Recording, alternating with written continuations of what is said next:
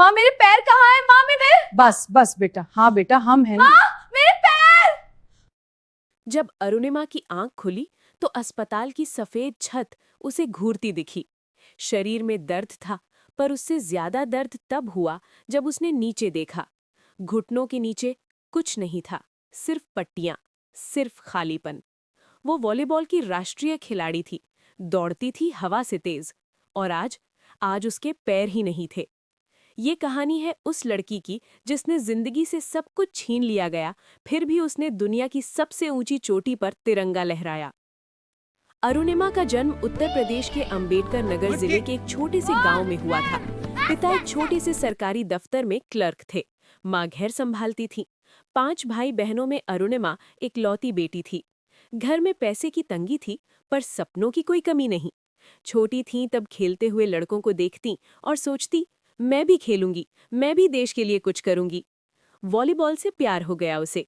सुबह 5 बजे उठकर प्रैक्टिस करती, स्कूल जाती, फिर शाम को मैदान। पैरों में छाले पड़ जाते, पर हौसला नहीं टूटता। और एक दिन वो मौका आया, राष्ट्रीय वॉलीबॉल टीम में चयन। अरुणिमा ने अपने पिता को गले लगा लिया था। आंखों में आंसू थे, दिल में गर्व। बापू, मैं कर दिखाऊंगी, अब आपको किसी के सामने झुकना नहीं पड़ेगा। 2011 की बात है, अप्रैल का महीना। अरुणिमा दिल्ली से लखनऊ जा रही थी ट्रेन में। रात का समय था, वो अपनी सीट पर सो रही थी, तभी कुछ बदमाशों ने उसका सामान छीनने की कोशिश की। अरुणिमा ने विरोध किया, चिल्लाई, लड़ी, और उन दरिंदों ने उसे चलती ट्रेन से धक्का देकर नीचे फेंक दिया। रात के अंधेरे में पटरी पर पड़ी अरुणिमा के ऊपर से एक ट्रेन गुजर गई। उसका बायां पैर कट गया, दायां पैर इतना कुचला गया कि बजाया नहीं जा सका। 43 ऑपरेशन हुए। शरीर टूट गया था, लेकिन असली टूटन तो अस्पताल के बाद शुरू हुई। जब अरुणिमा व्हीलचेयर पर घर लौटी तो रिश्तेदारों की नजरें बदल चुकी थीं। कोई कहता, अब तो इसकी शादी भी मुश्किल है। कोई फुसफुसाता, बेचारी, अब क्या करेगी ये। अरुणिमा चुपचाप सुनती रही, पर एक दिन उसकी एक दूर की चाची ने उसकी माँ से कहा, भाभी, अब इसे भीख मांगना सिखा दो। विकलांग लोग सड़क पर बैठकर ही तो पेट भरते हैं। उस दिन अरुणिमा के अंदर कुछ टूटा और कुछ जागा भी। उसने व्हीलचेयर के हत्थे पकड़े और खुद को अपने कमरे में बंद कर लिया।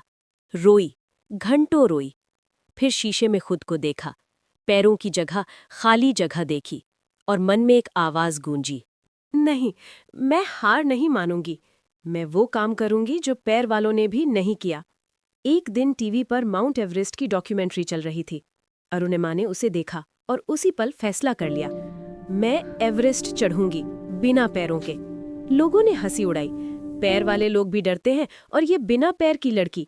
लेकिन अरुणिमा की माँ ने उसका हाथ पकड़ा था, बेटी, तू उड़ान भर, तेरे पंख तो अभी भी है।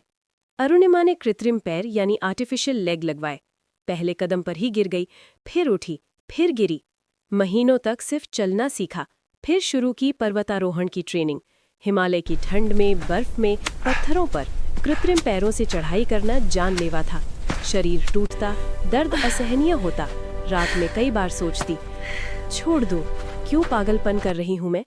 लेकिन सुबह फिर उठ जाती, क्योंकि अब ये उसकी लड़ाई नहीं थी, ये उन सभी लड़कियों की लड़ाई थी जिन्हें समाज ने अधूरा कहा था। 21 मई 2013, सुबह के धुंधले उजाले में दुनिया की सबसे ऊंची चोटी पर एक लड़की खड़ी थी। उसके हाथों में तिरंगा था, बिना पैरों के। अरुणिमा सिन्हा, दुनिया की पहली महिला विकलांग पर्वतारोही जिसने एवरेस्ट फतह किया। उस पल उसकी आंखों में आंसू थे, पर वो हार के नहीं थे, वो जीत के थे। उसने आसमान की तरफ देखा और फुसफुसाई, माँ, मैंने कर दिखाया, मैं अधूरी नहीं हूँ, मैं पूरी हूँ। आज अरुणिमा सिन्हा सिर्फ एवरेस्ट ही नहीं, बल्कि 7 महाद्वीपों की सबसे ऊंची चोटियां फतह कर चुकी हैं। उन्हें पद्मश्री सम्मान मिला, लेकिन सबसे बड़ा सम्मान तो तब मिला जब एक छोटी बच्ची ने उनसे पूछा, दीदी, आपके पैर नहीं हैं, फिर भी आप इतनी मजबूत कैसे हो? अरुणिमा मुस्कुराई और बोली, बेटी, असली ताकत पैरों में नहीं, हौसले में होती है। जिंदगी तुमसे सब कुछ छीन सकती है, लेकिन तुम्हारे सपने नहीं छीन सकती। बस हिम्मत मत हारना। ये कहानी हमें सिखाती है, 1. विकलांगता शरीर में नहीं, सोच में होती है। 2. समाज तुम्हें गिराएगा पर उठना तुम्हें ही है। 3. हार तब होती है जब तुम खुद हार मान लो। 4. जिंदगी का मतलब पैरों से चलना नहीं, हौसले से उड़ना है।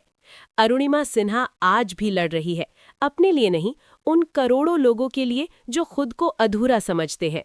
उनका संदेश है, तुम पूरे हो, बस खुद पर भरोसा करो। यही है अरुणिमा सिन्हा की असली कहानी, एक लड़की जिसने पैर खोकर भी पूरी दुनिया जीत ली।